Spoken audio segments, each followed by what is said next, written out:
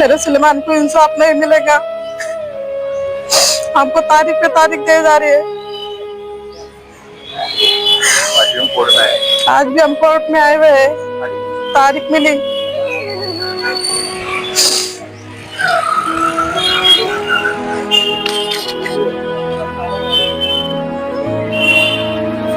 इंतकाल होने को, मर्डर होने को 8 महीने हो गए, पर उसको कुछ इंसाफ नहीं मिला। और जिसने कातिल करे हुए, जो खूनी है, 4 आरोपी, वो बाहर फिर रहे। हमको न्याय नहीं मिल रहा है, तारीख पे तारीख दे रहे।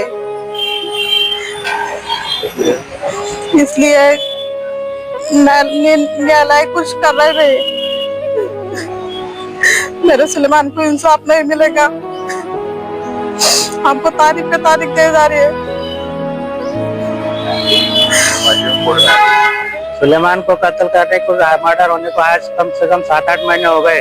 और जो 4 गांव में के जो आरोपी थे उनको 90 दिन के अंदर कोर्ट ने उनको डिफॉल्ट बेल देकर रिहा कर दिए। हम कोर्ट के चक्कर लगाकर तारीख पे तारीख, कोर्ट हमको तारीख पे तारीख दे रही है। हमने उनके खिलाफ, हमको धमकियां दी जा रही है। हमने उनके खिलाफ में पुलिस कंप्लेंट करने के बाद भी उनके डिफॉल्ट बेल कैंसलेशन नहीं हुआ है। ऑर्डर पर ऑर्डर, तारीख पर तारीख देकर हमको घुमाया जा रहा है। आज भी हम कोर्ट में आकर, हमको अभी 16 आने वाली 16/4 तारीख दी गई है। हमको न्याय मिलता या नहीं मिलता, हम इसकी उम्मीद कर रहे हैं। सुलेमान खान मॉब लिंचिंग, आप सभी को पता है कि 11 अगस्त 2025 को जामनेर गुना रजिस्टर नंबर 288/2025 दाखिल हुआ। 9 आरोपियों को अटक की गई। 1 से 4 आरोपी कि 90 दिन के अंदर चार्जशीट ना देने की वजह से उनको 10 नवंबर 2025 को डिफॉल्ट बेल मिला। हमने पुलिस प्रशासन और एसपी को गुहार लगाई।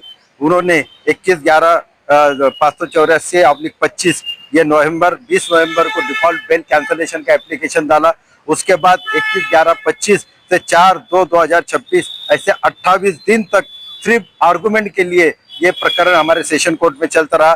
फिर 6/2/26 से वहां पर आदेश के लिए स्थगित हो गया कि ऑर्डर होना बाकी है। और ऐसा ऑर्डर के लिए 60 दिन तक कोर्ट रुकी और 60 दिन के बाद भी ऑर्डर नहीं हुआ। 16 मार्च 2026 को वो तत्कालीन हमारे जो सत्र न्यायाधीश है राजूरकर साहब, उनका तबादला होगा। इसके लिए फिर नई मैडम कोर्ट की तरफ चार्ज आया।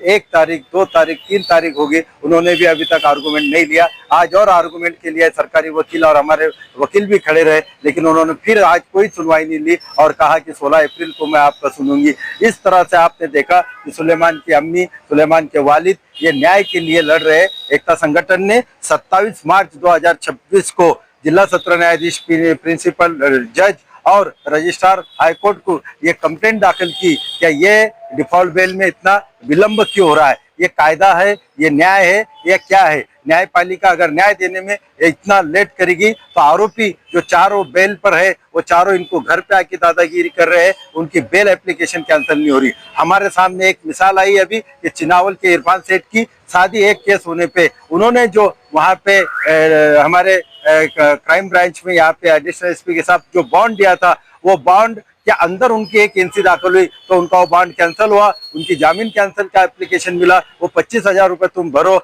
ऐसे ऑर्डर करे और दूसरा जामीन देने का ऑर्डर हुई। यानी एक छोटी सी एनसी पर से उनकी 11 महीने के अंदर का बॉन्ड कैंसिल हो सकता है। और ये इतनी बड़ी डिफॉल्ट बेल जो छूट गए 90 दिन का टेक्निकल फायदा लेके, वो इनको घर में धमकी दे रहे, पुलिस स्टेशन में गुना दाखिल हो रहा, फिर भी उनकी जो बेल है वो कैंसलेशन छोड़ो, उस पर आर्गुमेंट हो जा रहा है, लेकिन ऑर्डर नहीं हो रही। इस तरह से आज 5 महीने से हमारा तारीख पे तारीख मिलती जा रही।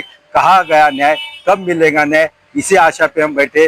फिर दुआ करते हैं अल्लाह से कि अल्लाह ताला इनको हिदायत दे और जल्द से जल्द न्याय मिले। वरना अभी हम सोच रहे हैं, हम फिरियादी हो रहे कि अब हम हाईकोर्ट का दर्जा खटखटाएंगे। ऑलरेडी हम एक विषय यही सुलेमान में हम हाईकोर्ट में गए, हमारे हाईकोर्ट के वकील से बात करते और अगली रणनीति ठहराते। शुक्रिया। फारूक शेख, एकता संगठन जलगांव।